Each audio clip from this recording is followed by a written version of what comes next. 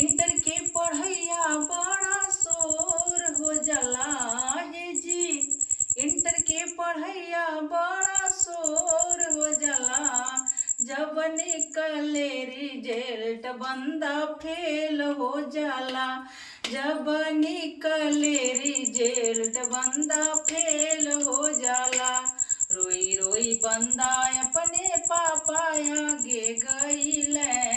रोई रोई बंदा अपने पापा आगे गईले। पापा इंटर के पढ़ैया बड़ा शोर हो जाला। पापा इंटर के पढ़ैया बड़ा शोर हो जाला। जब निकले रिजल्ट बंदा फेल हो जाला। जब निकले रिजल्ट बंदा फेल हो जाला।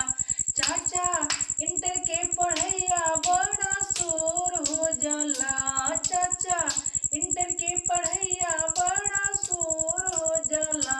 जब निकले रिजल्ट बंदा फेल हो जाला। जब निकले रिजल्ट बंदा फेल हो जाला।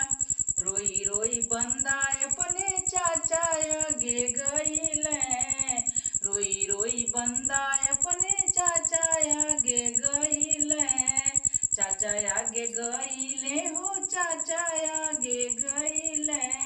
चाचा इंटर के पढ़ैया बड़ा शोर हो जाला। चाचा इंटर के पढ़ैया बड़ा शोर हो जाला।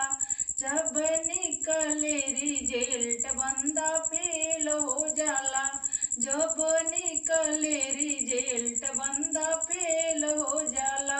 हे जी इंटर के पढ़ैया बड़ा शोर हो जाला। हे जी इंटर के पढ़ैया बड़ा शोर हो जाला। जब निकले रिजल्ट बंदा फेल हो जाला। जब निकले रिजल्ट बंदा फेल हो जाला। रोई रोई बंदा अपने भैया आगे गईले। रोई रोई बंदा अपने भैया आगे गईले। भैया इंटर के पढ़ैया बड़ा शोर हो जाला। भैया इंटर के पढ़ैया बड़ा शोर हो जाला। जब निकले रिजल्ट बंदा